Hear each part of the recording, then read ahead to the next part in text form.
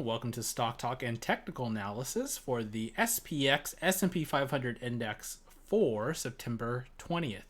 So today we did have a down day. So if I zoom in on the SPX daily chart, you can see that we had a candle which pushed us lower. But what fascinates me is that this will get bears excited because it's a red day. It looks like things are falling apart and we're about to go lower. And it fascinates me how they can take one day and extrapolate this into weeks and months ahead. Now, for the most part, what we can see here today is we are still above the 20 period moving average with a light blue line.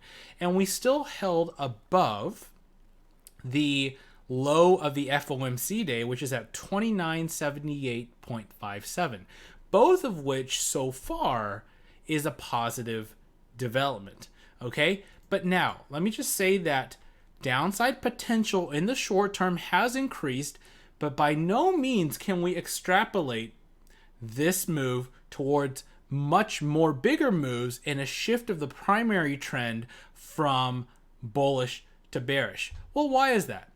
Well, just think about it for a moment. As a person who does technical analysis, and if you do technical analysis as well, you have to work with what the market gives you. Essentially, the market gives you a chart. They give you a set of candles, and you are here to interpret the candles and have a bias. Are the candles trending higher or are the candles trending lower, right?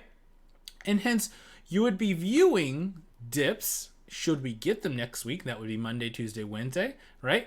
Next week as potential opportunities. Well, that's what I'm viewing them as, if we get down there. So for now, you can see that we don't have a confirmation. What's a confirmation of a down move? In my opinion, confirmation would be getting below this 20 period moving average, okay? That's my confirmation of a potential move back to the downside. Where are our support levels? So like I said, the moving averages, the 150, that's around 2,900, and the 200 period moving at around 2,830 are your support levels. So like I said, when I look at charts, right, when I look at these candles itself, we have to take it and say that, okay, if we have a down move, where could we go? And where could our support levels be? I can't extrapolate this data to say that we're going to do this and that the primary trend has broken to the downside. In order for that to occur, I need to see a series, and repeat, I said a series, which means more than once, of lower highs and lower lows on the daily time frame or the weekly time frames, right? So with that said, the bias continues to be higher, and if one, and this is a speculative, but if one were to buy in these areas down here, you would have made gains by now, right? Because why? The bias is to the upside. However, let's just take the opposite point of view for a moment and think about the bearish side of things. If one were to short here, or one were to short here, thinking that the worst is coming as we had done here, one would have been wrong both times. Okay? So again, it's your viewpoints that really matter, and hence this is why I'm here to tell everyone, at least this is what I'm seeing right now. So that's SPX. We're going to shift our focus to TVIX, which tracks volatility. So here's TVIX.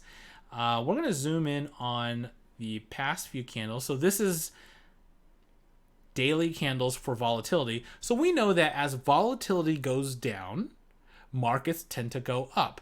And what we've observed consistently for TVIX is that it makes a series of lower highs and lower lows. We've actually satisfied that precedent the past few days. We've made that lower low, which means that if markets do go down in the next few days, we expect TVIX to go higher, but we'd be scouting for a what? Another lower high compared to this high of this candle, 2170. Okay, so this line, resistance line, was moved from this candle down to this candle here. Again, so any moves below 2170 is another lower high. and TVIX will continue on the downtrend until said otherwise. So that's still the trend. That hasn't changed. I just kind of find it fascinating how, it's just this mentality thing that's going on. And it's just that, oh my goodness, one down day, the world is going to collapse ahead of us because we had one down day today. Of course, we can see some fall through the next few days, but again, it doesn't change the trend.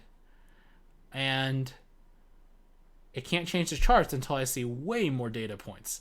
So just kind of find it a little bit fascinating how one day makes a doom and gloom story. All right. I'm going to start off with commodities, enforce/seal, or crude oil futures. So crude oil futures, as you can see,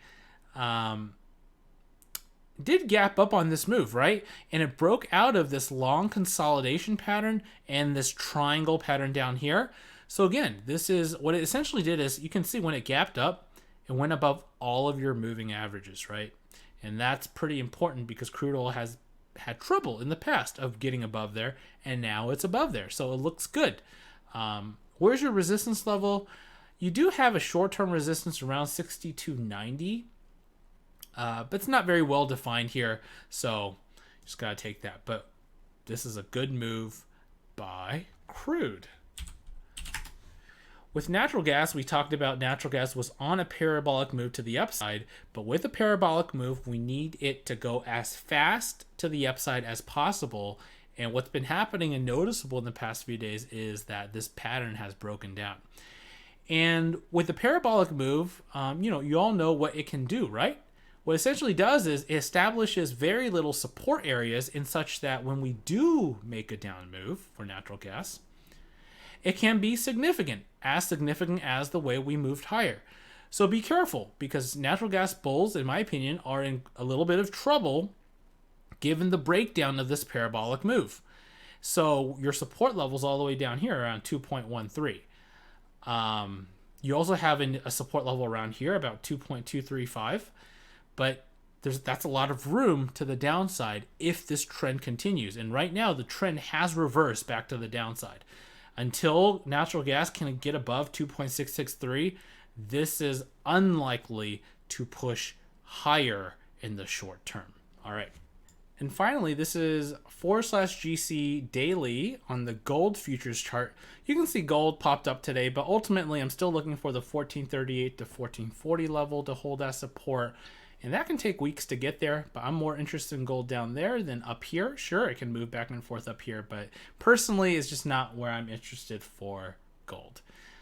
All right, and with that said, let's take a look at your comments. So once again, I appreciate everyone for making those comments and coming in and check in on these stock talks, taking valuable time out of your day to come to watch these stock talks. That means a lot to me. So again, I appreciate all of your time. So thank you very much. I want to start off with market speculation. Hey man, love the stock talks. Please keep them coming. I check for your content every day. Wow. I don't even make these videos every day, but checking in every day, that's dedication. So I appreciate that. Can we get your opinion on Facebook? Absolutely. So let's take a look at Facebook. So Facebook. Oh, this is interesting. So I'm just looking at NQ. So in a day in which NQ outperformed to the downside, Facebook held up quite well. You can see it only went down 1/10 of a percent today, essentially. And this is holding up well. So you can see we're attempting to get above the last moving average, and it's tempting to push higher. I like this chart. In the past, we held the 200. We held the 150, and it's tempting to push higher. Now, of course, this is contingent, really, on the markets being favorable next week, okay? So if we see markets pushing lower in the next week, then Facebook is going to have a hard time climbing higher. It's not going to be the lone ranger, getting up by itself. It's going to have a tough time. So, but this is a strong chart. You see the strength in Facebook today, so I like it. Good stuff. Next, Toro de Oro. Thank you for the video. Always helpful. You're welcome. Thank you for checking in. Moviegoer, thank you for your invaluable insights in the market. Moviegoer, I think I've seen you on my channel for like over a year. This channel has been up over a year, and I think I've seen you here for the majority of this channel. So again, very appreciate all the dedication. Thoughts about shop. So I know the stock shop is Shopify. So from what you can see, Shopify, you can see last year, right? We had a bull flag, a long consolidation pattern essentially, and all this got pushed up to the upside for the majority of this year. Now, what's been happening recently? Take a look at this chart, how recently we've come down. Here's your first support level, 338, that was broken. And now we're at the next support level, 313.75. We tested today and it held today. But just want to point to the fact that we do have the 2050 moving average. This is a bearish cross, okay, above us. And that if market conditions are unfavorable, again, going back to that, next week, that it could have an excuse to push towards the 150 period moving average, your next area of support. That's just an excuse for Shopify to continue lower. So the question here is, do we see a sign reversal yet? No, we don't. So what is a sign of reversal? Well, first, I like Shopify to make the move first above the 20 and 50 period moving averages, right? Getting above there is really the first step for Shopify to reverse trend.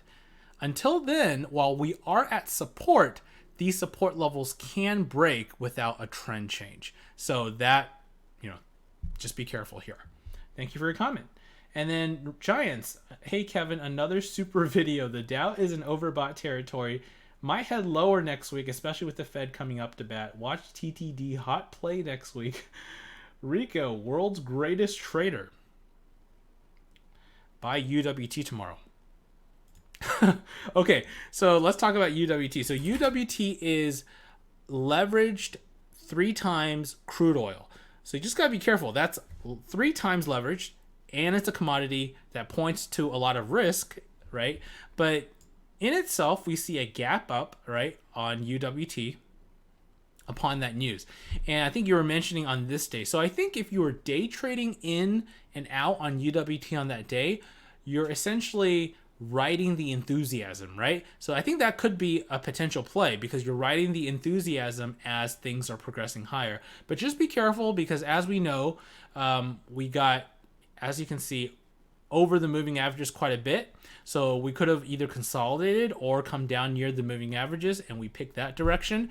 So we're at the moving averages right now. So just something to be cautious in case you were swinging UWT, let's say, from up here.